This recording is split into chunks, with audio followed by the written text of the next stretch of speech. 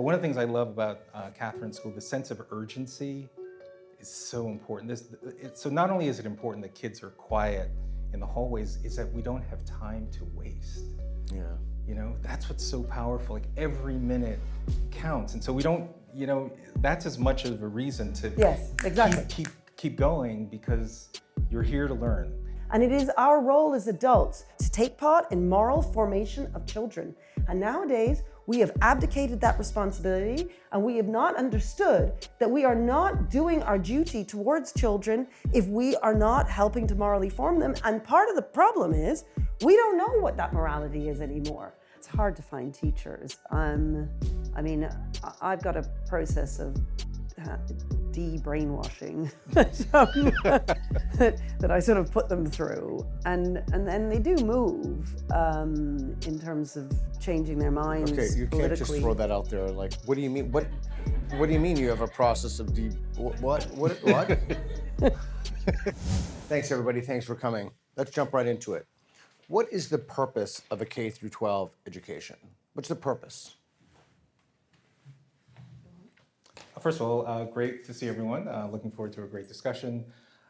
Simply to build knowledge, virtue, and agency. Okay. You know, I was speaking with Susie earlier, and she was saying one of the problems is that teachers nowadays think that what they want to do is change the world instead of passing on the knowledge and wisdom and virtues of the past to the future generations. But I do think that when you do that, you do end up changing the world.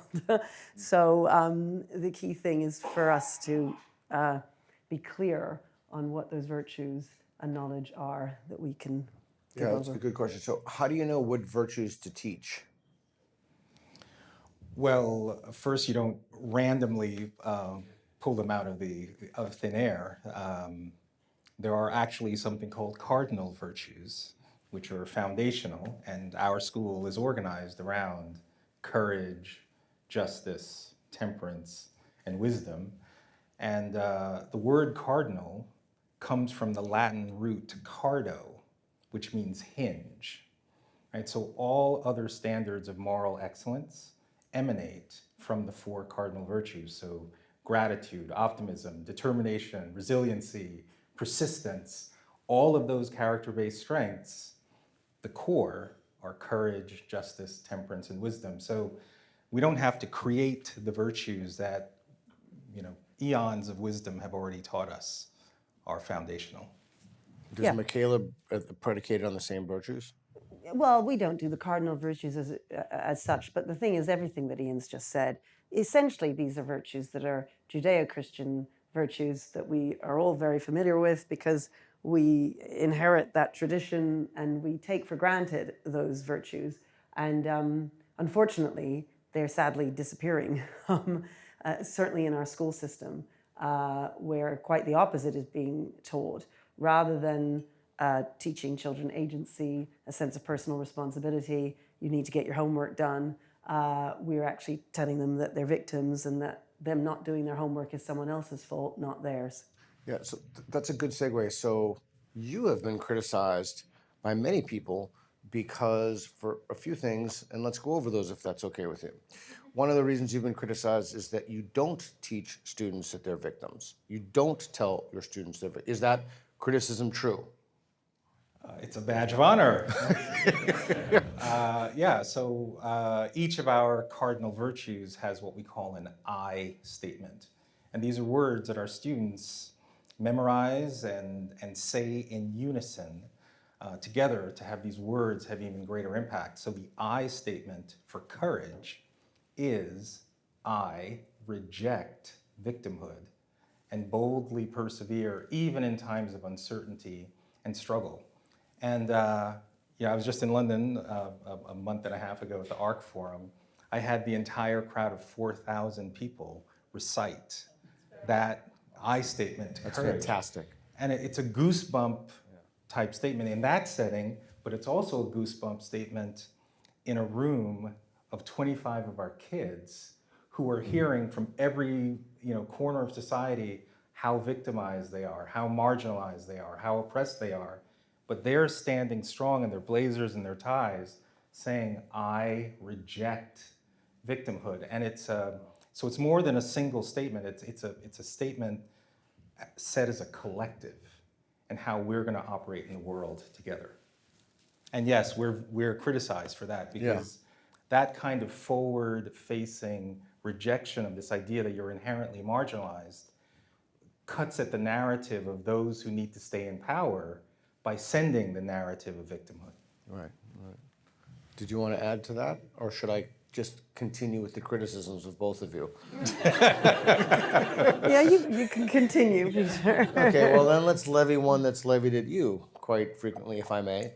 You are often criticized for being too strict, and I'll give you two examples, if I may. One, and if this is not true, please let me know, you do not allow, like Vertex, you do not allow cell phones in the schools. Is that correct? And you are criticized for that. And then you're also criticized for the fact that there's no talking in the hallways. Is that true? And what is your response to those? Because people are really upset about that. Yeah. Well, I go further than that, actually, with the smartphones. Right. We don't just say that they can't be in school. We strongly encourage families not to give their children smartphones at all. And I'm so pleased, because these days, parents are waking up to the fact that the smartphone is the devil, that it will alienate your child from you, and it will introduce them to every gang member out there. I mean, honestly, it's the most, it is horrifying what smartphones do. What that means is, when you can convince children not to have a smartphone, if you can get a critical mass of them, then it means that they don't feel like they're missing out. One of the big problems that parents struggle with is, well, I've got to give him a phone because otherwise he's not going to have any friends. This is how they all keep in touch with each other. But if you get it so that they don't, lots of them in the class don't have phones, then parents are hugely supported by the fact that they don't have a phone. So we do that, and we definitely don't have them in school. And then with regard to the corridors, I mean, they're silent insofar as the children aren't kind of walking along talking to each other, but we're saying good morning and good afternoon to each other. Now, people think, well, why do you have to do that? Why have them silent? Yeah. If you're in a private girls' school, you don't need to have silent corridors. I'm not saying every school has to have silent corridors, but if you've got a very challenging intake of kids in the inner city, you need that, because you need them moving very quickly to their lessons. When you have 11-year-olds with a reading age of a 5-year-old, you need to get them into the lessons as quickly as possible so that they can work as much as possible, so they can catch up with their peers. And so the corridor, this idea that they're skipping down the corridors chatting about Aristotle, this is not happening. Right? They are screaming and running and bashing each other in the face, and all kinds of bullying and horrible stuff goes on in inner city schools. If they walk quickly and quietly to their lessons, then in 1 minute, boom, your transition's done and they're in their classrooms learning. So you said, I want to drill down on that just for a moment. So what are the demographics of Michaela, and what are the demographics of Vertex? What are your demographics? Well, we're in the inner city. You've got a variety of kids from a variety of races in London who are just normal inner city kids. We're given our intake by the local council. And, you are all very welcome to visit. If you ever come to London, do come and see us. You wouldn't believe it, because when you're in there, you sort of feel like you're in some weird private school or something, because it doesn't feel like a normal inner city school. But, it can be done, but you just need to have all the virtues that Ian was talking about, and the strictness, and no smartphones, and so on and so forth. And in your demographics? Yes, similar. We are, our Brian Giglio and Joy Mongwal are here, founding principal and head of school of Vertex. So if I get anything wrong, throw out the numbers, you shout out. But we're about 90% free and reduced price lunch, which is the official measure for poverty, and we're almost all Black and Hispanic. And again, this is one of those things where on the outside, people might say, oh my gosh, you've got an impoverished school, it's all these Black and brown kids. So when we recite things like we're not victims, or it just cuts at the grain of so many of the perceptions. But one of the things I love about Katharine School, the sense of urgency is so important. So not only is it important that kids are quiet in the hallways is that we don't have time to waste. Yeah. You know, that's what's so powerful. Like every minute counts. And so we don't, you know, that's as much of a reason to Yes, exactly. keep going, because you're here to learn. And our kids are all in uniforms, as is Michaela, and it makes a huge difference. You know, in our first year we had uniforms, they were kind of the, you know, short sleeve shirt. It didn't look tight. Now, inspired by Michaela, blazers, ties, every student, and it really has an effect on culture. You know, how they're representing themselves. That's right. Even when they're on the outside of school, they're reflecting Vertex Partnership Academies. It's very powerful. Yeah, that's right. You know, what I always say is when the England football team goes out to play, they're all wearing the same shirt. They wouldn't know who to pass to if they weren't wearing the same shirt. They need to be in a uniform that they can feel proud of, and I can see the difference. Yeah, you know, they're wearing their uniforms at Vertex. They are proud. They hold themselves differently. It is just so important to get the way that they look right, which is why, I don't know, haircuts matter. All this, people say to me, you know, why are you so particular about their haircuts or about their uniform or about their shoes? It doesn't matter for learning. But what people don't understand is that for children to really value their education and their school experience, they need to belong to their school. So that you need to belong to your family. You need to belong when you're at school to a form group, to a, you know, your homeroom, and then you need to belong to your grade, to your year group is what we call it in England, and then you need to belong to your school. So we talk about being Michaela, and we belong to Michaela, and when they're outside with their blazers on, they are representing the school. And I give assemblies where I say to them, when you're outside, what you do matters, not just for you, because you are representing me. So if you go and do something bad outside, I might as well be doing it because you are wearing that blazer and that blazer means something. And so you belong to something and you are proud of it and you have a duty towards it to behave in a particular kind of way because you are representing people, just like you represent your family. And when I meet with the families when a child is misbehaved, I'm able to say, you are bringing shame on yourself and you are bringing shame on your family. Because I sit now in front of your mother and I look at her and I think, how can your child behave this way? And it looks bad on her because of what you have done. And children, that is the moral virtue that Ian is talking about. And it is our role as adults to take part in moral formation of children. And nowadays, we have abdicated that responsibility and we have not understood that we are not doing our duty towards children if we are not helping to morally form them. And part of the problem is we don't know what that morality is anymore. And the fact is... Or that it's relative. Yes, we don't know. So people don't know what to pass on. The thing is, morality makes us different from animals, right? That's what makes us different. We have a moral core.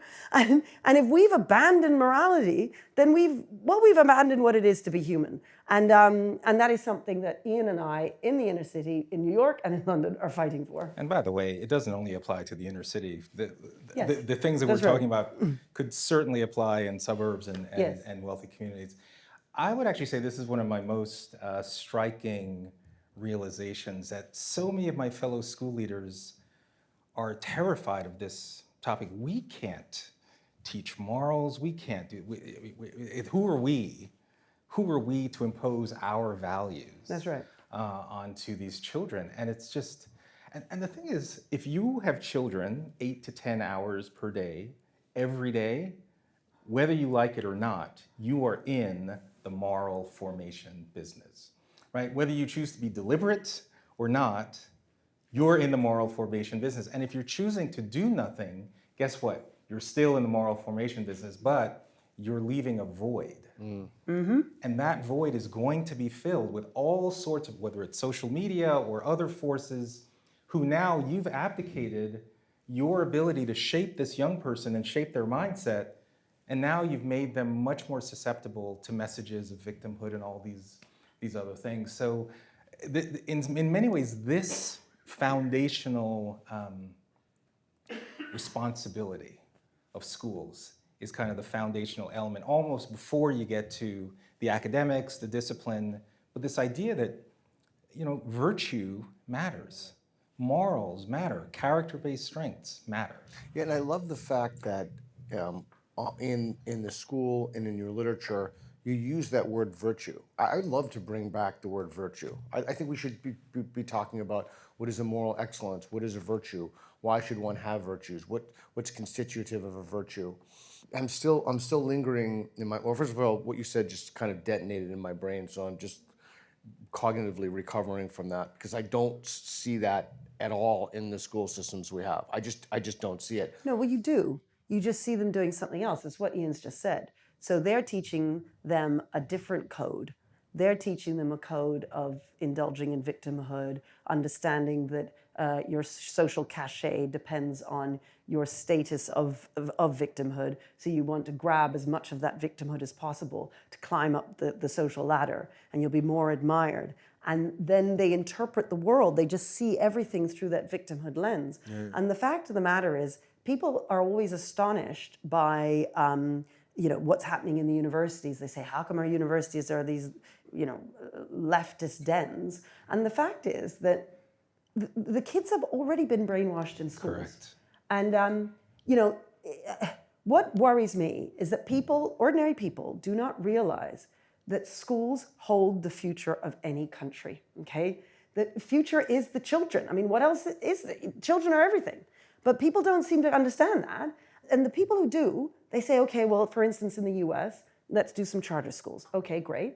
7% of schools are charter schools. Of those charter schools, 18% are classical schools. So what that means is you've got 1% to 2% of schools in the US that are doing something sensible. That means 98 to 99% of schools in the US are brainwashing children in the wrong way. So why are we surprised when the universities are just filled with people who believe in victimhood and in pulling down the oppressor and are basically Marxists? It's just that the old Marxism, which was about just rich and poor, has now been moved over to race and gender and so on, but it's the same idea of the oppressor and the oppressed. And of course they think like that. They've been brainwashed for years and years at school. And those of us who keep trying to argue about the fact that children are important and schools are important, thank you for coming this evening. But thank you, because so few people want to hear about it. Yeah. They hear schools, they go, who cares? It's just a bunch of kids. But kids are the future. Yep. No, it is interesting, especially when you talk about higher education. We hear all these stories at Columbia, Princeton, all these places. These kids don't have the ability to handle divergent opinion or having dialogue across difference. The fact is that issue doesn't originate in college. It's because they've come out of K-12 systems where Correct. they have not been forced to engage in democratic discourse. I mean, we had Peter's team at Vertex today with our students doing Spectrum Street epistemology, where our students, I walked in and they were discussing abortion and trans rights and immigration issues, but it was a framework for democratic discourse where you heard a claim, students would then take a position of I strongly agree, I agree, or I'm neutral, or I strongly disagree. And then through dialogue and hearing evidence, and what was really powerful, it wasn't even so much do I agree or disagree, do you first even understand what the other person is saying to help you now inform their opinion? That's not happening in most schools. So it was an honor to have your team, but that's what I think we represent. Because why are you surprised when you get the outcomes as adults if we're not immersing kids in these kinds of environments? Yeah, well, first, thanks. I really appreciate that.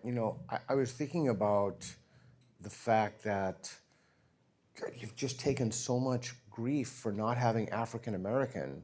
Oh, right. Like month. Black History Month. Black History Month. Like, yes. So could you explain, like, why not? What is the thinking there? Or is it just echoing what we've spoken about? So, as I tell Brian and Joy, anytime we're doing anything to explain anything at Vertex, start with the virtues. Everything has to emerge with the virtues being the rationale. Well, justice, our I statement for justice is I honor our common humanity, right? and respect the inherent dignity of each individual, right?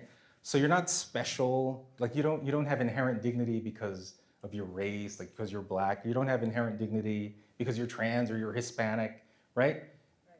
You are a human being. So we're not going to now artificially choose these characteristics and then suddenly say, let's dedicate a whole month to Black History Month, right? So, but a lot of criticism. How can you do that? You're erasing race, you're not honoring my culture. Like, we honor your culture every single day. And by the way, we have a very rich curriculum that's very diverse in terms of authors from all over the world, lots of different backgrounds, racial, gender, everything. But we're not gonna succumb to the pressure and to say that you have to be in this identity box. And that makes a lot of people mad. And in fact, there's some people that won't even work for our organization as a result of it. Wow, wow. So the other thing, so when I went to your school and we became friends, I like sincerely, I was completely blown away when I went there. And I mentioned that in the interview. One of the things that I learned about your school, about Vertex, is I think when you told me this, I started hugging you. I was so happy. I just couldn't contain my joy. Talk to us about the preamble of the Constitution. All right. So Katharine just said, a child needs to belong, first to your advisory, to your class, to your school. They also need to belong to the country, right? That is one of the objectives of schooling. So each morning, if you come to Vertex Partnership Academies, our students recite the preamble to the Constitution. We the people, preserving the blessings of liberty. Let that percolate for a second. That's unbelievably profound. Yeah, and it actually came from an Alexis de Tocqueville quote in Democracy in America, where after his observations, he wrote that the greatness of America lies not in being more enlightened than any other nation, but rather in her ability to repair her faults. And I've always found that such an inspiring quote, because what it suggests is that our country has the tools of self-renewal and the tools of self-betterment built within it. And those tools are the Constitution, the Declaration of Independence, the Bill of Rights. Those are the tools that have allowed us to improve. And so by having our students recite the preamble to the Constitution each morning, is that we want them to know that they have the tools of self-renewal and self-betterment within themselves. And if we want to have a self-governing free society, we need individuals who have the ability to self-govern against some set of common virtues. And what document has been a tool that's helped a society self-govern? That's the Constitution. So why not have our students really internalize that document and what it means? Now, obviously, you can't do that on the island. Well, you know what's funny? I was just thinking to myself about, we sing God Save the King and various other, I vow to thee my country and Jerusalem, which, represent England. We have the British flag flying outside, and it is highly controversial to be singing God Save the King. It doesn't happen in a single school anywhere in England. And these are amazing things, by the way, that it's so rare. Our recitation of preamble to the Constitution doesn't happen. God Save the King. It's radical. Yeah. To have an explicit connection to your country. I know. But what I find so funny, actually, just listening to you, Ian, of course, I know Vertex very well, and you know Michaela very well, and, we know each other very well now. But what is interesting is that 2 years ago, we didn't know each other. Right. And we were doing our own schools separately. And isn't it funny how you say the same sort of things as I say. Well, and also the reason we know each other is because people who'd seen us separately said, "Oh my God, there's another school like you," So it's rare, unfortunately, but our belief is that we can spark a movement because it's common sense, and I actually think Britain, people are yearning for this. Yeah, totally. 100%. Yeah. So people are yearning for it. So what are the impediments to it? Like, why don't we have more schools like Michaela and Vertex? Is it just we're in this bizarre cultural How long do we soup? have? Yeah, I know. I was just thinking. Well, no, like, no. it's a I mean, long- no. I mean, no. Actually, it is very helpful for people. I mean, we were sued by the teachers union, right? I mean, Yeah, could you talk, if you don't mind? Could you? yeah. So in New York City, So we're in a district in which only 7% of kids graduate from high school ready for college, right? So what that means is there are about 2,000 ninth graders in District 12. So when they start ninth grade, over the course of their 4-year high school career, they either drop out or they do earn their high school diploma, but still cannot do math nor reading without remediation if they were to go to high school, right? So which is worse? So you drop out, or you actually do what you're supposed to do, but you get your diploma, but you still cannot compete on equal footing, right? So that's a horrible situation, gone on for generations. Well, guess what? If you had an idea to launch a school in that area, you couldn't do it because there is a legislative barrier that says there's a cap. You literally cannot launch a school. So that was the situation I was faced with when I was running elementary and middle schools and not knowing where to send kids to high school. So came up with a very clever idea, without going into the details, to empower schools that currently ended at 8th grade to extend from kindergarten through 8th to now kindergarten through 12th grade, right? So that's how we could run high schools without needing to have a brand new charter. Very clever, very brilliant, right? Right. No good deed goes unpunished. So the teachers union said, wait a minute, we thought we had a lockdown on any kind of growth in the sector. So they sued us in March of 2022, full on everything. So we got pro bono counsel from Kirkland Ellis, which was amazing. So they represented us against the, this is Randy Weingarten, the whole crew.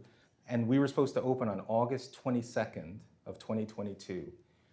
It was not until August 16th of 2022 that a New York State Supreme Court judge threw out the union's case and ratified that we had the ability to open. I mean, that's just one, that's not even running the school, so there are many, many, many barriers to do what we do, including finding teachers that have this belief, that don't see themselves as social justice warriors, or that it's their job to ensure that these kids know the oppressive world that they'll get into. And of course, every single one of these teachers in the interview, they'll say, I love kids, every kid can learn. But then, in the day-to-day practice, that's not what's happening. Do you have the same problem in terms of teacher recruitment? Yeah, it's hard to find teachers. I've got a process of de-brainwashing that I sort of put them through, and then they do move in terms of changing their minds. Okay, you can't just throw that out there. Like, what do you mean? What do you mean you have a process of what? Yeah, well, we will talk explicitly about race or gender or the welfare state or victimhood or any number of the kind of topics, immigration, I don't know, anything really, that they will all think one way when they join, and then they change their minds. I remember once with my group, so I meet with my staff every week after school for an hour and a half, all of them, and we do sessions like these. And then on the Thursday after the big session, I just have my newbies, we call them newbies, the new teachers, and they sit in my office and we talk about these ideas and they ask me questions and so on. And one year, one of them asked me and said, well, do you think that leftists are just wrong about everything? And I said, yeah, I do. and one of them said, you can't say that. And I said, well, not only am I saying it, what's more, in 6 months you'll be saying it too. And of course she was. They do change their minds. It's just that nobody's ever showed them an alternative way of seeing things. and they don't realize that when they're trying to change the world, they're actually making the world into a worse place. Explain that, please. Okay, so you're a white teacher and you're in the inner city with black and brown kids, and you've gone into teaching because you think you want to help black and brown kids, and you'd like them to be able to get, a good high school diploma and to go off and get a job and do well. And so, you're changing the world by enabling social mobility for these black and brown kids. And you want them to be good people too. So you know that the enemy is the white man and the establishment. And so what you need to do is ban Shakespeare and ban dead white men and just give them black and brown modern authors that will be teaching them that they're victims in what they're writing. That doesn't mean all black and brown authors write that. You want to bring Chinua Achebe, fine, I'm all for that. But the particular authors they'll be choosing will not be doing that. Oh, it's Kendi. Yeah, exactly. And so then you teach the kids this stuff, not just in terms of the conversations that you have, but through the literature that you're teaching them, through the way in which you teach them history, the lens that you view everything through, and you teach everything through this lens of victimhood. So what they don't understand is that as a black or brown child, if you're growing up with this idea that you are inferior, because you're being told you're inferior by everything you're reading and everything you're seeing, and that the only way that you can make it in life is if some white person is kind to you and gives you welfare or helps you along because you can't get into university on merit alone. You need to have doors opened for you through some back door because you can't do it on your own because you're just not capable. This is totally destructive to a child's success because a child needs to believe in themselves. A child needs to be able to find obstacles and jump over them because they've been taught the skills and the knowledge that they need that they can then use and leap.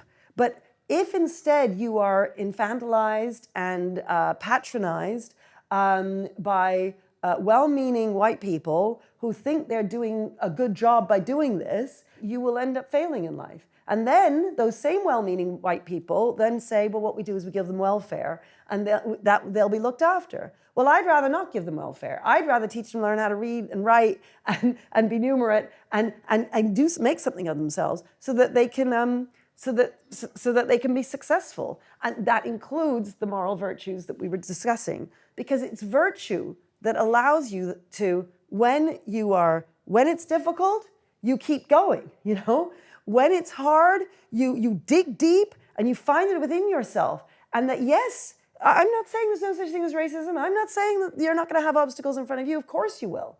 But God, bring it on, right?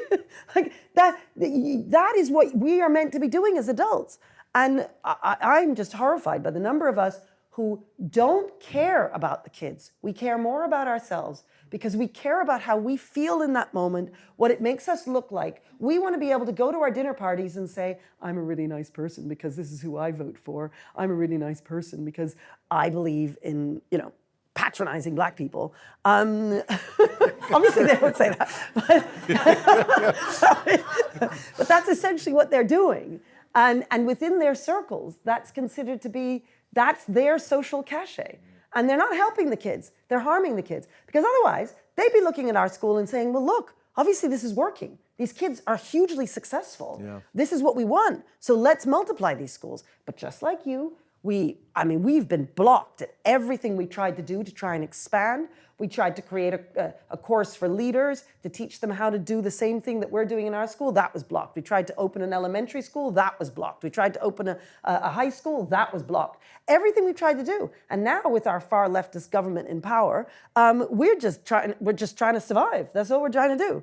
Which is crazy, because these people say they care about our kids. They don't care about our kids, because if they did, they'd all be coming down, these politicians, to see what we do, to learn from us. But they don't come.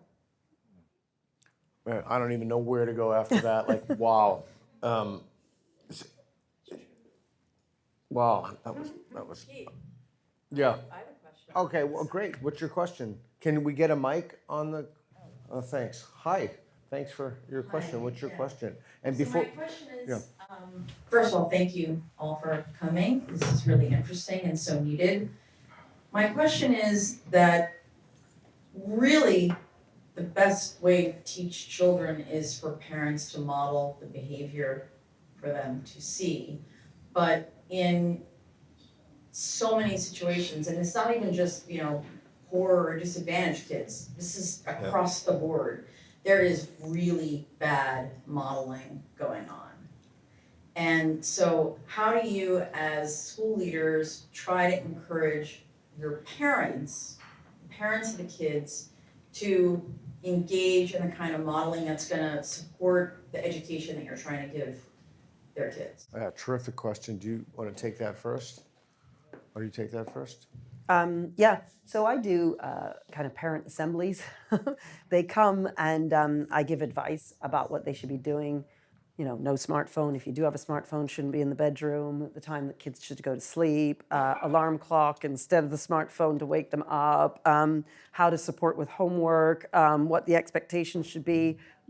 I try and encourage them to watch TV, interestingly enough, like a film and that sort of thing, because these days, of course, if children are just on their phone, they're totally isolated. There's no family time. Whereas if they sit and watch something together, then at least they're doing that as a family.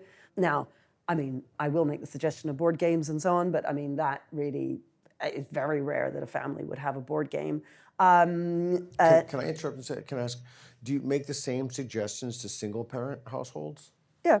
So it's just everybody, all the parents who turn up. And so I give lots of advice like that. And then there's certain non-negotiables where, they have to send their child in full school uniform. They have to be,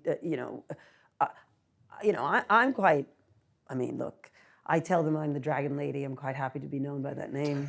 And I'm, I tell the families, I'm just very straight with them. I say, listen, I'm happy to be known by that name. This is who I am. This is what you're going to get. I say, when you go to the gym, you need a personal trainer to tell you you're not good enough. I'm going to be telling you you're not good enough as a parent every single day. And then I do tell them that they're not good enough. And I say, look, if the homework isn't done, I'm pulling you in here and I'm saying, why isn't the homework done? You're the parent. You need to do this. I'm providing you with excellent teaching. You need to provide me with excellent parenting. And then I tell them what that looks like. Now, of course, I do think all of the parents get better. They do. But they don't reach, many of them don't reach the standards that I would like them to reach. Unfortunately, you do have children who are apologizing for their parents' behavior because the children come on board with the values of the school and they understand the school. But the parents, of course, I see them once a year when I do this, this advice session. I see them once a year. The head of year, who's in charge of his year group, will see the parents of the more challenging kids quite regularly. And we have lists of, you do this at home, do that at home, and so on, and this is how you need to support. What always happens is that, I do my assembly, and then various parents will come up to me and say, I'm going to do it, Ms. Birbalsingh. I'm going to do it. You've inspired me. I'm going to go off. I'm going to do something. And of course, they do it for 2 or 3 weeks, and then they let it slide. But there is a sense of, I need to be a better parent. I need to do what's hard. Parenting is really, really hard. And it's especially hard if you're poor and you're in the inner city and you've got 4 or 5 kids and you've got various stresses on you, it is hard for them. But they need all the support they can get. They need the advice. What I always say with the smartphone, for instance, I say, look, you can be forgiven for having given your kid a smartphone up until now, but I'm now meeting you. Your child this is just before they come to the school. Your child is now 10. You take the phone away now, because when they're 14, it will become impossible to take it away. So you need to take away now. And the thing is, up until now, you could be forgiven. But you've now met me. You've now got the advice. So when your child can't read later, you can blame it on yourselves. Because if your child isn't reading, it's because you are putting him on that smartphone and you are responsible. So I speak very directly. And sometimes there is an element of shame which can work.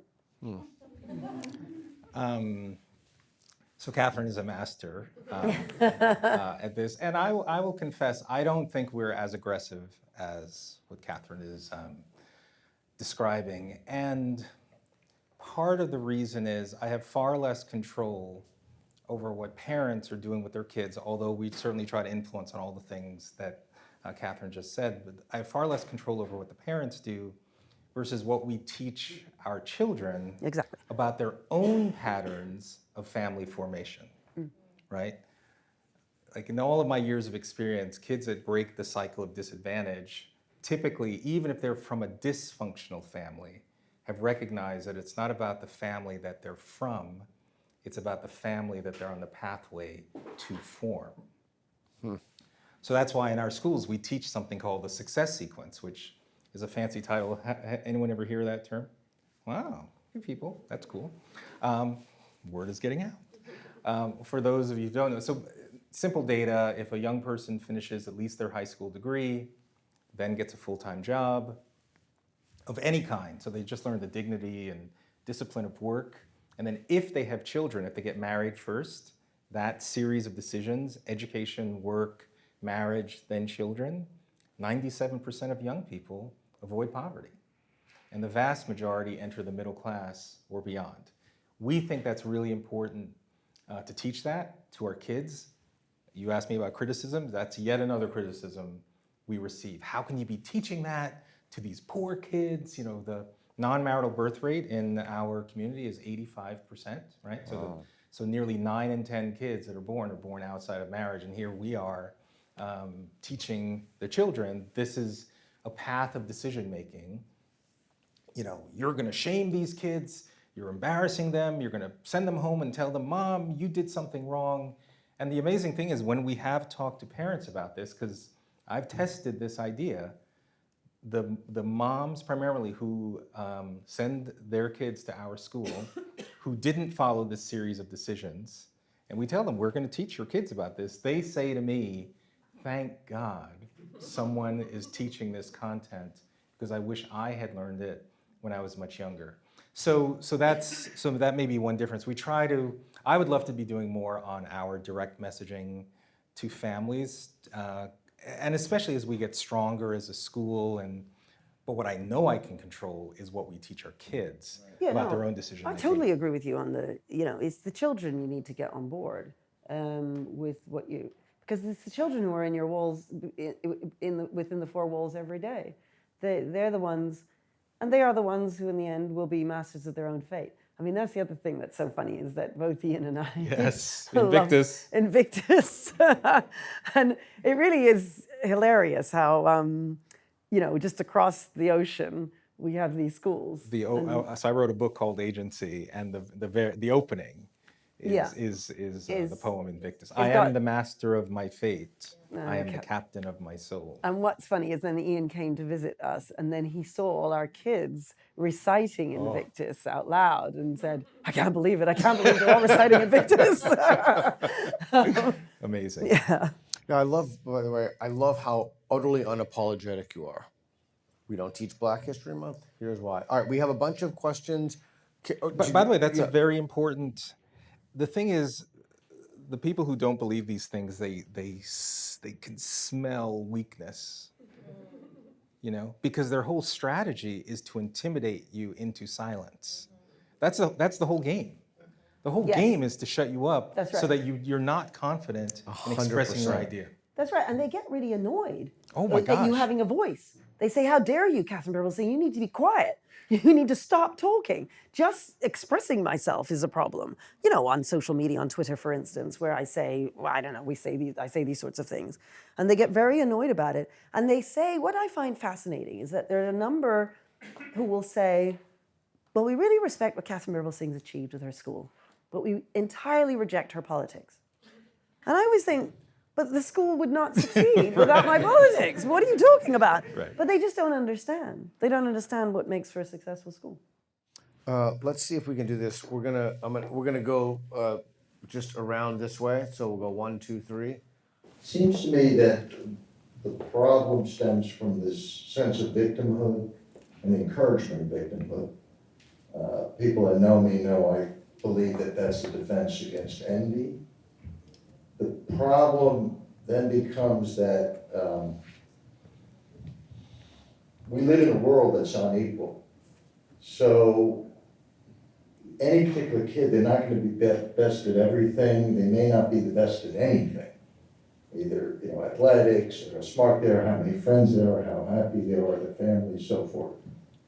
So if you can get them to focus on bettering themselves, in other words, as Jordan Peterson says, compare yourself to who you were yesterday, not to who somebody else is today. They're not, always attracted to, okay, because I'm not better at this or that, or somebody has something that I don't have, I must be a victim.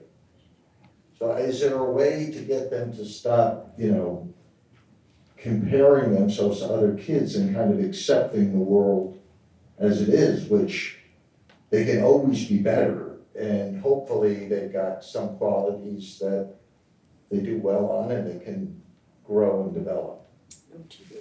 Yeah, well, I mean, certainly, we call them assemblies, where you get your year group together and you talk to everyone.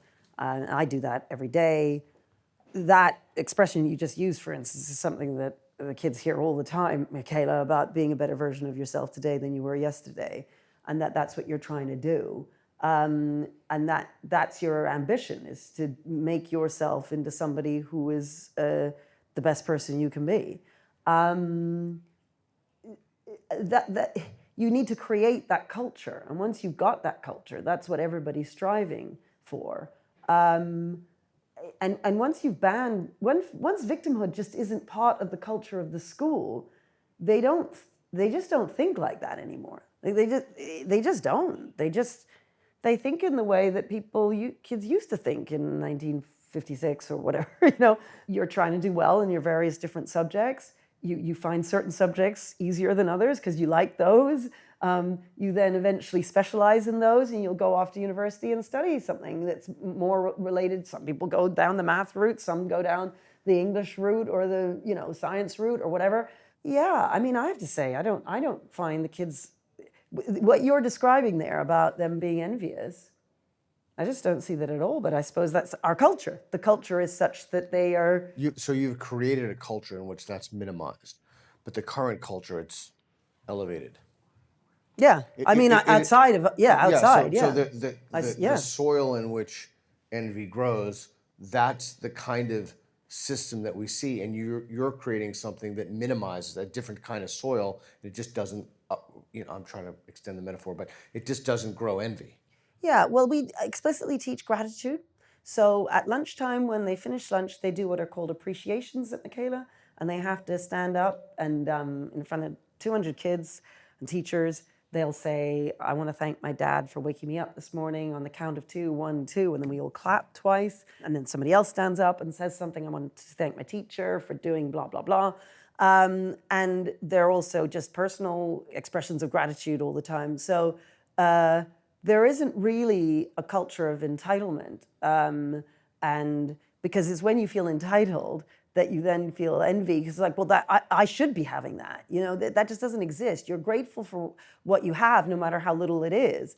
And then you're making what you can out of what you've got, because the dignity of life comes from developing yourself and becoming someone better.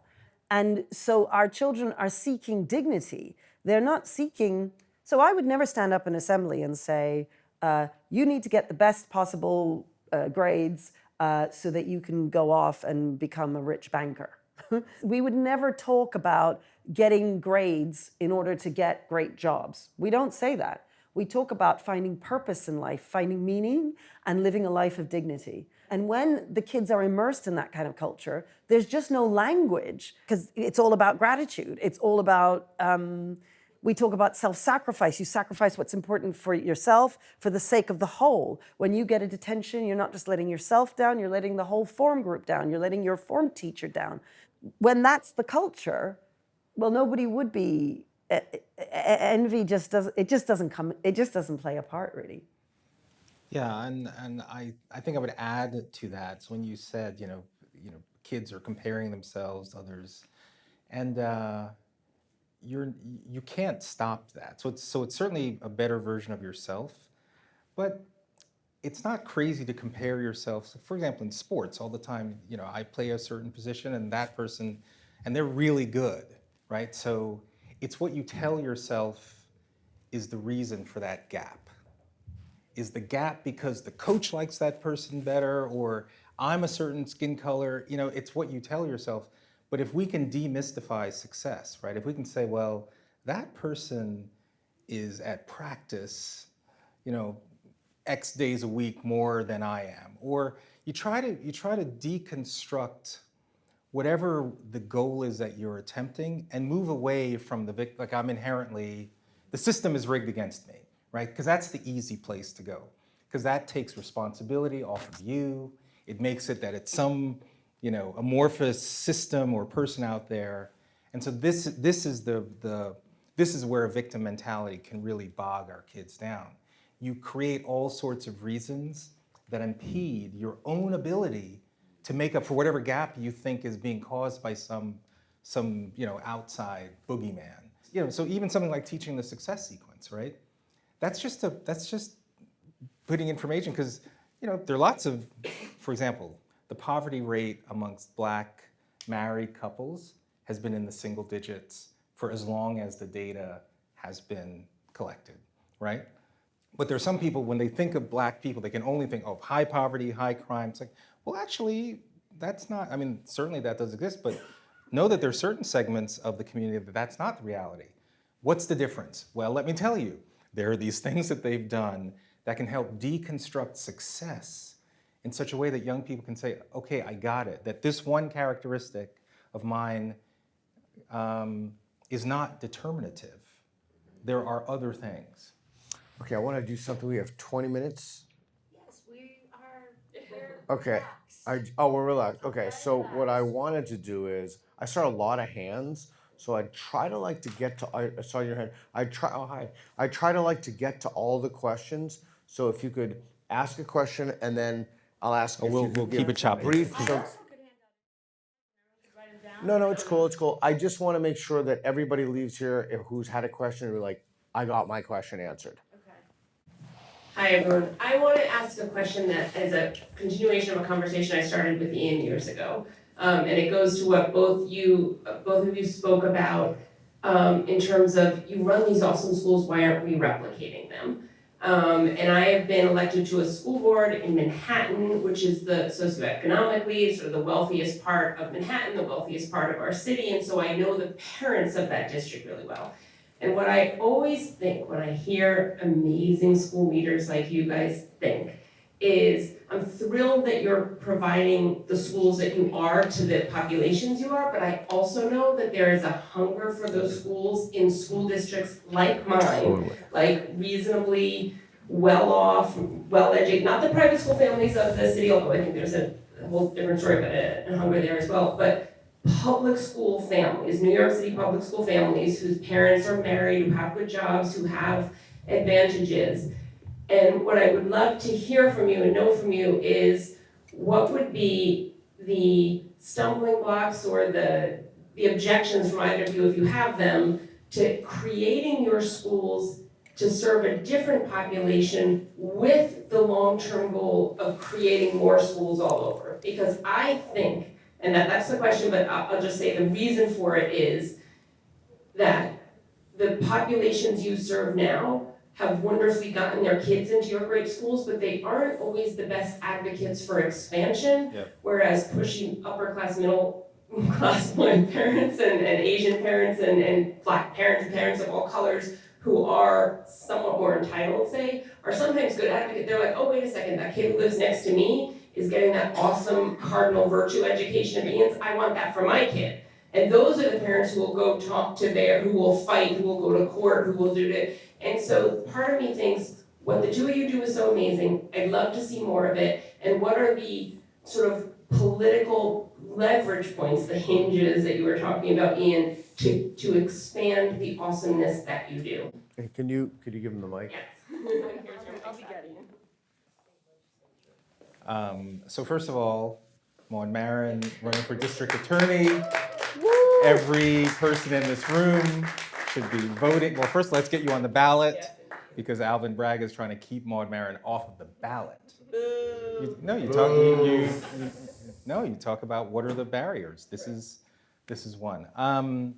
So Success Academy Network, which is probably the largest charter school network, well, is the largest charter school network in New York City, very strong academic outcomes, deliberately started opening schools in middle to upper income communities in Manhattan, especially for this reason. So Success Academy West, which I forget exact, it's in the Upper West Side in the 70s.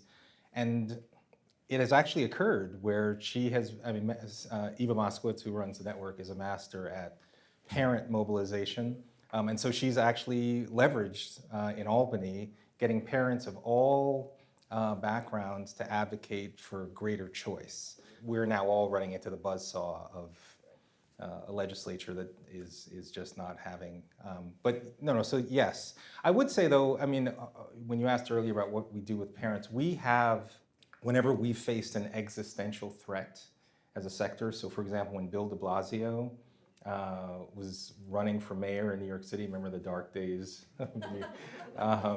Well, he ran on a platform to end charter schools. He was going to start charging us rent to be in public school space. He would basically charge us like 40–50% of our per pupil would have to be paid back to the government. Just craziness. Anyway, we mobilized 13,000 family members to march across the Brooklyn Bridge. This was in 2013.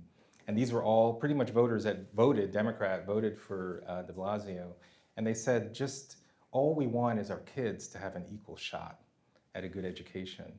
So there is common cause between our families and the families on Upper West. And I would love to create those kind of coalitions. I really would, because we need more voices. I mean, the whole concept of school choice is such a hypocritical one, in that the people who are most arrayed against school choice, you know where they're sending their kids to school? They're sending them to private school, or they're moving to the suburbs, or they're exercising choice, and good for them. Let's just not deprive the most vulnerable in our society of having that same choice. Okay. Was Do you want to keep? Was that too much of an American question, or we'll whip through? Yeah, we'll keep going. I mean, it is fascinating. I think things have got so bad in America that the families you're talking about are interested in this. It hasn't got that bad yet in England, but it will get there. Yeah. I want to ask how Obama. Okay, but you don't get special privileges, young lady, just because you're running the show. We've got to go to her, and we'll come back to you. You've got the mic, though. You've got the mic. Hi, thank you so much. Thanks everybody for being here. I feel like it's such a weird time to be around for somebody that looks like me and thinks like me. So I'll give you context. I'm South African born and raised, trans, Jewish, American, conservative in 2025. A beautiful one. So I want to hear your question, but I'm curious why you chose those identity markers, because I'm sure if I got to know you, my sense is there's so much more that fills in who you are. there's definitely so much more, but the world tells me what kind of ingredients I get to put into my food, right? Stop. That's it right there. No. But that's how my presentation is. That's where my context is. My question is, where is it that you get to deal with people like me in this day and age when you're presented with them in your spaces? Because my thing is, it's so strange in which people will vilify people like both of you, especially when it comes to children. They will vilify you, just like Randy Weingart. I know her very personally. I know her and her wife very personally. So I understand that kind of method of manipulation that comes with it, in which it comes from a very young age. How is it that you would deal with that with somebody, if you were brought somebody like me to you? How would you deal with that? Okay, so my advice to Brian and Joy, anytime we are explaining anything about our school, start with the virtues. Seriously. So you described yourself as South African born, trans, Jewish, conservative. And I presume you say black as well? Did you say black as well? Something like that. Right, but I presume you said that because you're pulling these things out because, as you say, society is... That's what they want. But the thing is, justice. I honor our common humanity and respect the inherent dignity of each individual.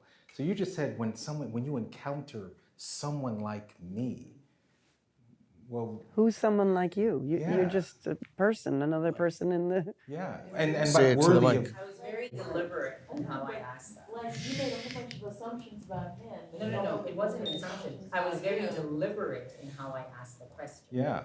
So right, so it's a fair question. So how would we encounter someone like I'd encounter you like I'd encounter anyone else in the sense of you're worthy of respect and dignity, and that's not because I'm coming from on high. I'm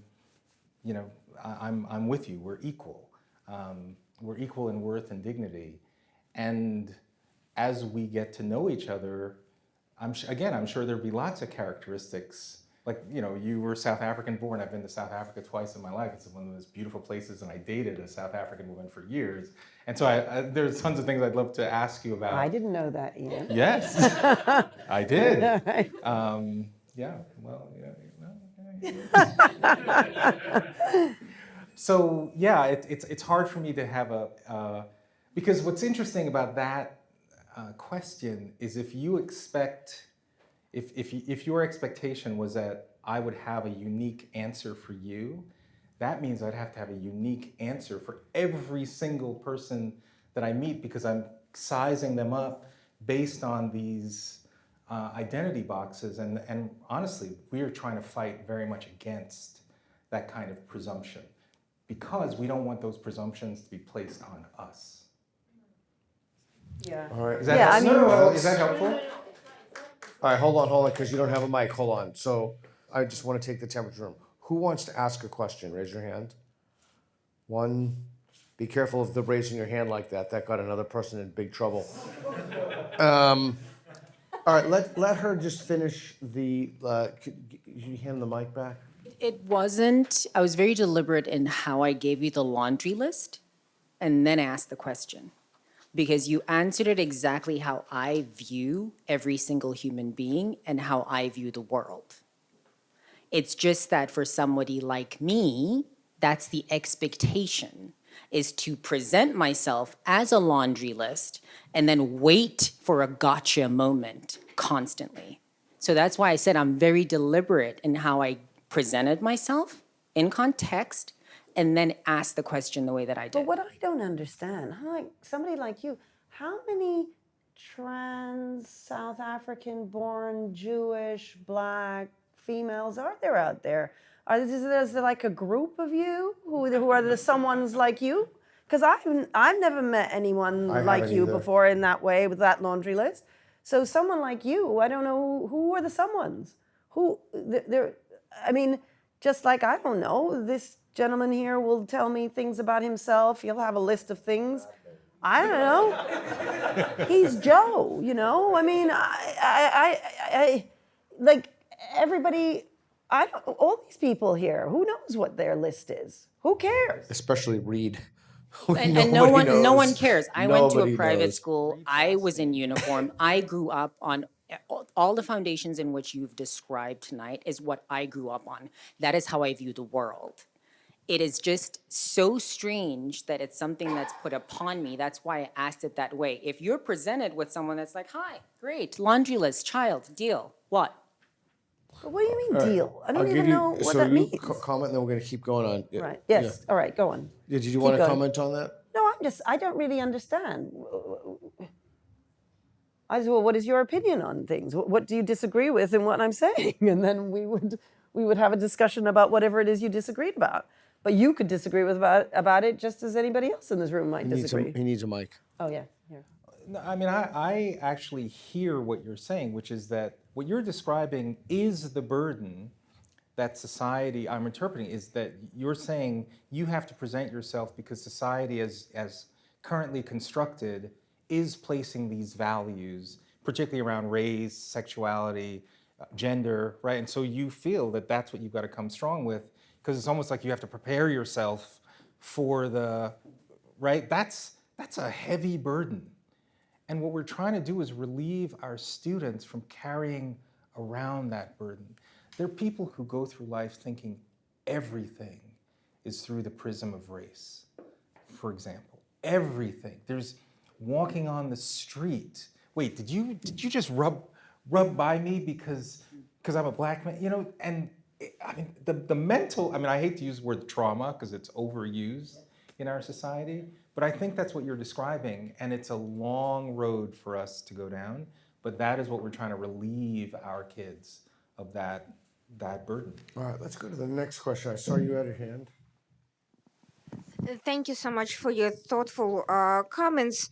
My question is about character.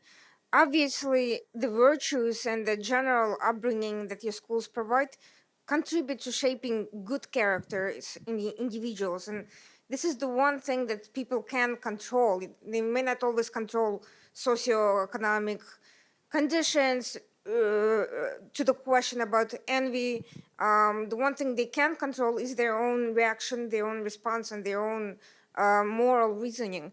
But at the same time, there is this dilemma that I'm observing, and it's probably nothing new. It's always been, but increasingly it's in our face because of social media. The fact that a lot of the society does not necessarily place high value on character. It may So place what is high. the question? How do you deal with that when there's so much social pressure and so many examples of leadership that does not value character and values anything but character? Yeah. If you were to express that question in a single sentence, what would it be?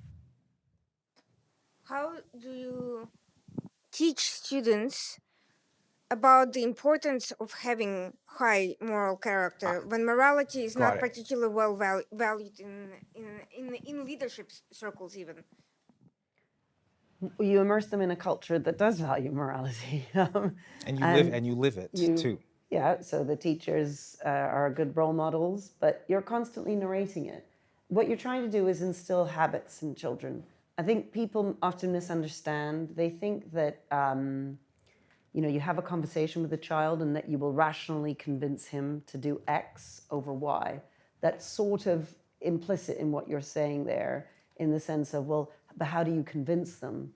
You don't convince, you immerse, and then you teach habits of turning up on time every day, habits of not getting detention, habits of not letting your classmates down, habits of feeling like you belong to your country, habits of love for your fellow man, whatever his race or religion, etc.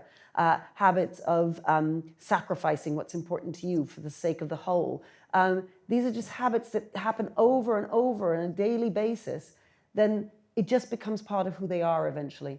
The reason why all of us say please and thank you is not because someone convinced you when you were 4 that was the best way of going about things, and that for any civilized society you need people saying please and thank you, and that these are the alternative societies where they don't do that. Nobody told you that when you were 4. They simply said, would you like a chocolate bar? Okay, what do you need to say? Puh, puh, puh. Right, please, here you go, well done. Now what do you say? Thank you, well done. And until eventually the child is able to do it on their own. That is what raising a child is. You form them through habit, but that takes years. It takes consistency. It takes a constancy that has to happen across all of the adults in their lives. Too often children that come from deprived backgrounds don't have that constant and repetitive, habitual thing that is required for those habits to be instilled and ingrained in them. And that's where a school can really benefit a child that comes from a more chaotic background, because if all the teachers are singing from the same hymn sheet, it's able to repeat that over and over and over and over again, where it just becomes who they are. So by the time they're 16, 18 years old, they're not really thinking about it because, well, of course they turn up on time every day. Of course they always bring their pen. Of course they always dress properly and put their tie to the top and shake your hand and look you in the eye and are able to speak articulately about Shakespeare and algebra and so on and so forth. But that requires, well, it just requires a huge amount of work in the school and for everyone in the school to be convinced of those things. I saw a hand. I'm moving this direction. All right, so this is what we're going to try to do. We're going to try to, who has the mic? Before you hand someone to the mic, everybody look at me. You're going to ask One single question in a single sentence. You two are going to limit your answers to 60 seconds. Okay. And then we can try to get everybody. Okay, let's start in the back and we'll go from back to front. One single question, one sentence. Hi. Quick question. Do you have an ethics curriculum of any sort in your schools where you actually teach some of the moral principles that were put forth by people like John Stuart Mill or Immanuel Good Kant? question. Okay. Well, there's not a separate ethics curriculum. Your curriculum is imbued with our virtues. So again, once we break, Brian and Joy can talk about some of the books. I'm going to pause for a second. Brian and Joy, could you raise your hand?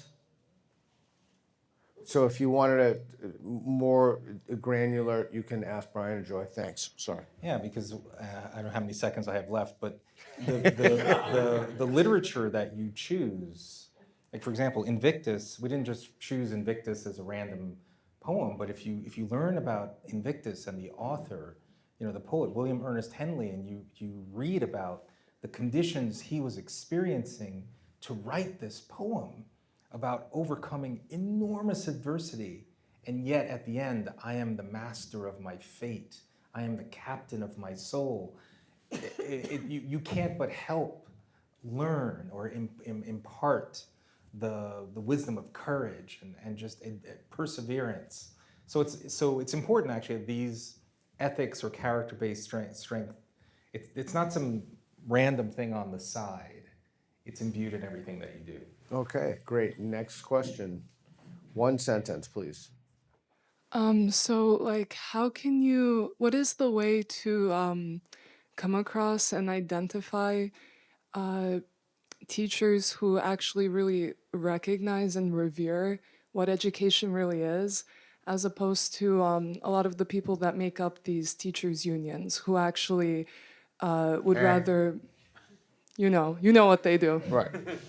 Well, there's very, very few of them who are already that way, who are very few. We have to find a way, and this is just for everybody to know this in this room, we have to find a way of persuading teachers to change their minds. Because if we're depending on the teachers already being inclined to think like us, then we won't be able to populate our schools. I mean, there won't be anyone. So that's the challenge that's in front of all of us, really, is finding a way to move teachers and for all of us to understand the importance of doing that. And because people, your friends, people don't value schools, don't value teachers, don't understand that teachers hold the future of the country in their hands, even the conservatives who are interested in making change and saving the West and all of that, they don't understand. They need to look to the schools. They don't get it. Okay, I saw a hand there. Thank you all for your insights tonight. In your view, what is the competing vision of the current educational establishment? Like, what's their end goal? Great job. Their end goal is to create radicals who can overthrow the establishment. The establishment is, by definition, evil. It's white supremacist. It's upholds rich people. It allows for people with any type of privilege to exploit the underprivileged. So they want children to question that privilege and to make it their business to overthrow them in some way, Great. Did you want to add to that? And let's actually, I try to do this as much as possible. Let's give the benefit of the doubt to the opposing argument, right? So I said at the beginning of this discussion, purpose of education is to build knowledge, virtue, and agency. The people who have an opposing view, in their best, they believe equity is the outcome, right? So whereas I may believe in equality of opportunity at the individual level, the opposing view believes in equality of outcomes at the identity group level, right? So if they see disparities, for example, by race, that's inherently wrong.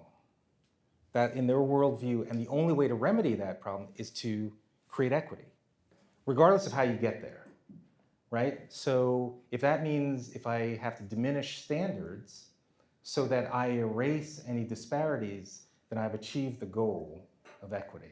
Yeah. So, so I try to understand where these folks, because I actually have an aspiration to convince them, like, we share the same view. I look at disparities and I'm very troubled by that.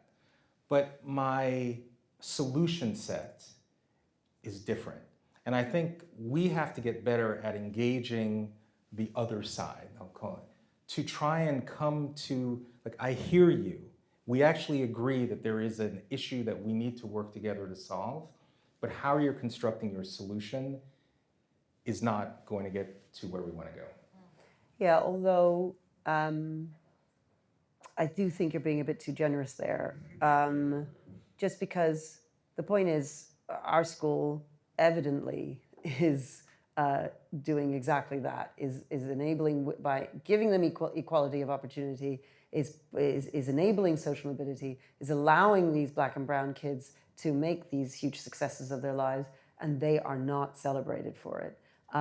We are not celebrated. In fact, people have protested outside the school.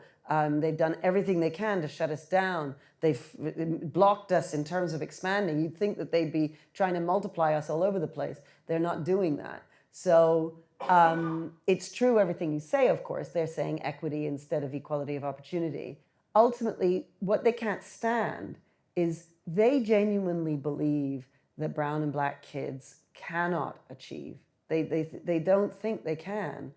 And so when we're saying just give them equality of opportunity and they will do, they're saying, no, it can't be done. The only way we can do it is at the outcome level. We then need to have equity, quotas and so on in order to make it so that you don't have these discrepancies between the different groups, because there's no way of doing it from the bottom.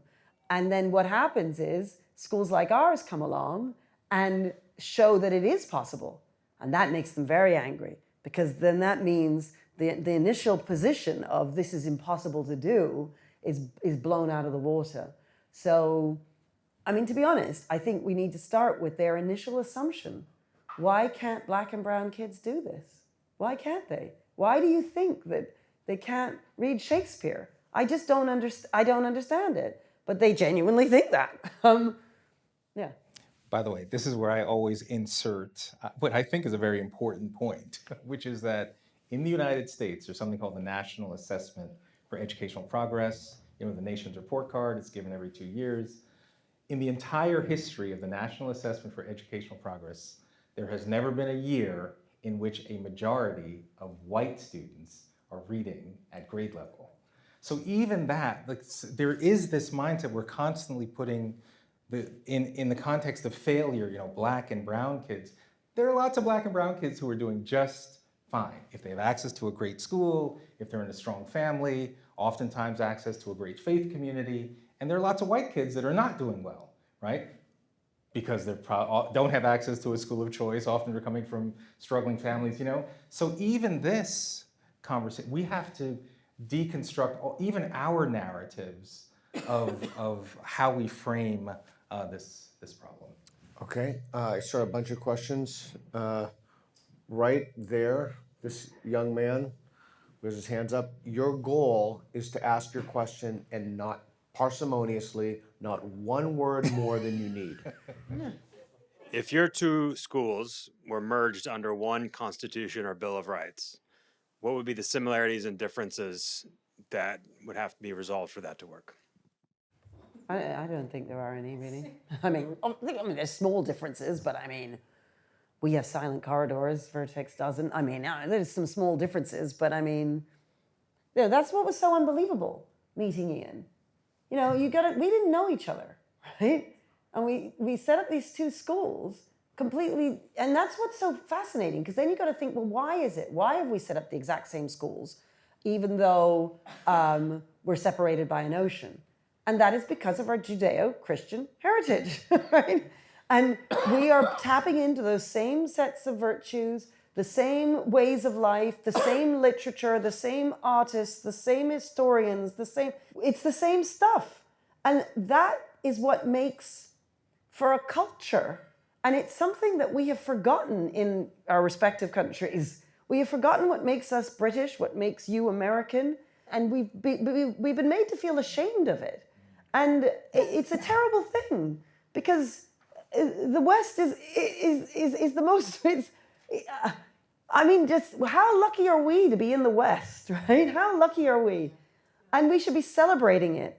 And we're not allowed to do that these days. You know, that's when I listen to Ian and I just think, isn't it amazing across this ocean, you know, without knowing each other. And then he comes over and he sees our kids reciting Invictus and think, you know, it's just... I've reached the promised land. I mean, it's just so, but you know, we need to fight on. Yes. All of you turning up tonight, we're all fighting on. And you fight on by talking about this stuff, by telling all your friends how important schools are, how important children are, how important parenting is, how every little thing that we do with our children, that's what matters. That's what counts, because the future of the country lies in the hands of our children. Thanks. We have time for one more. Okay, we have time for two more.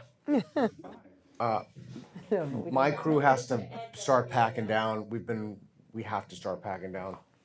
So literally not one more word than you need. Go ahead.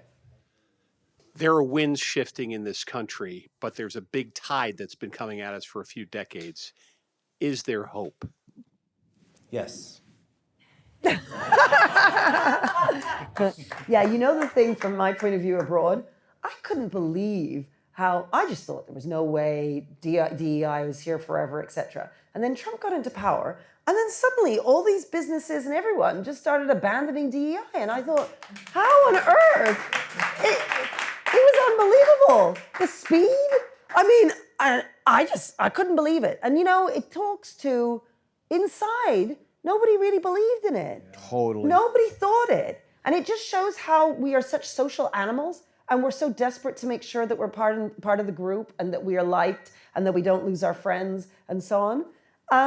So there is hope. That act alone, when I saw that happen, wow, it changed my mind. Because I actually used to think it's the end of the West, that's it. And then that happened, and I thought, it's not the end of the West yet. Yes, sir. Briefly, I'm also an educator, but of adults. So the question is relevant.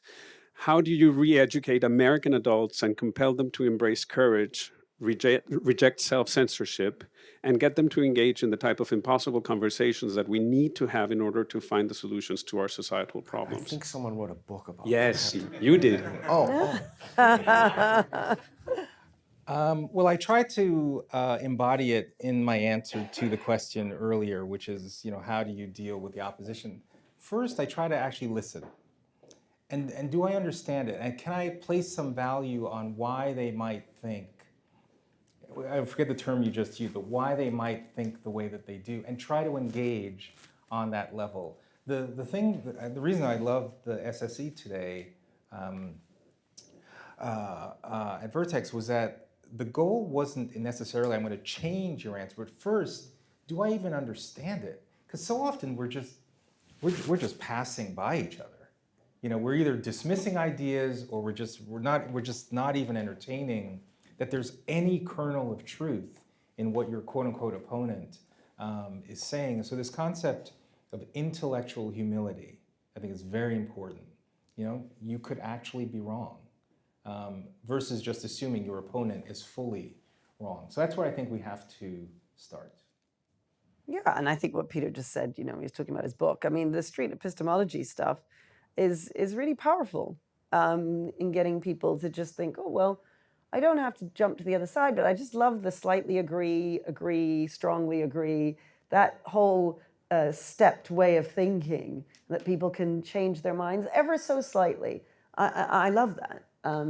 Yeah, and another part of the process is when you ask someone, what would you need to hear in the argument that might change your mind? Even that is a big step.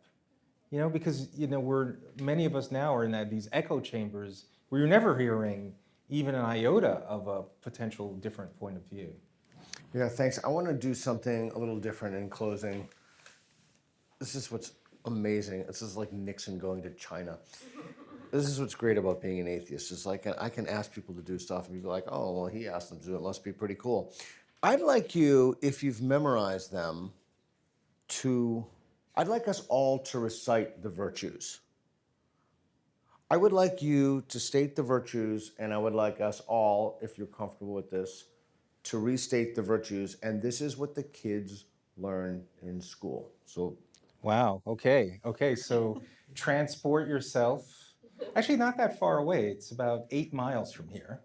So imagine tomorrow morning, and Brian and Joy. So courage is I reject victimhood and boldly persevere, even in times of uncertainty and struggle. okay, let's break that down because that's a lot for me. Right, so courage. So the first 3 words are the big, I reject victimhood. Say that again. I reject victimhood. One more time. I reject victimhood. I gotta tell you, it is such an amazing moment when I see our kids, when they really step back and reflect on what those words mean and what they're now projecting to the rest of society. Okay, so I reject victimhood and boldly persevere, even in times of uncertainty and struggle. And boldly persevere, even in times of uncertainty and struggle. Love it. So let's try temperance. Okay. I lead my life with self-discipline because I am responsible for my learning and behavior. Okay? I lead my life with self-discipline because I am responsible for my learning and behavior. Wow. Yeah? Justice, and Ryan, you should join in. I honor our common humanity and respect the inherent dignity of each individual, right? I honor our common humanity and respect the inherent dignity of each individual. All right, and wisdom. I make sound judgments based on knowledge of objective, universal truth. I make sound judgments based on knowledge of objective, universal truth. So there's not her truth and his truth, and there's the truth. Thank you very much for coming, and thank you all for what you do. Thank you so much.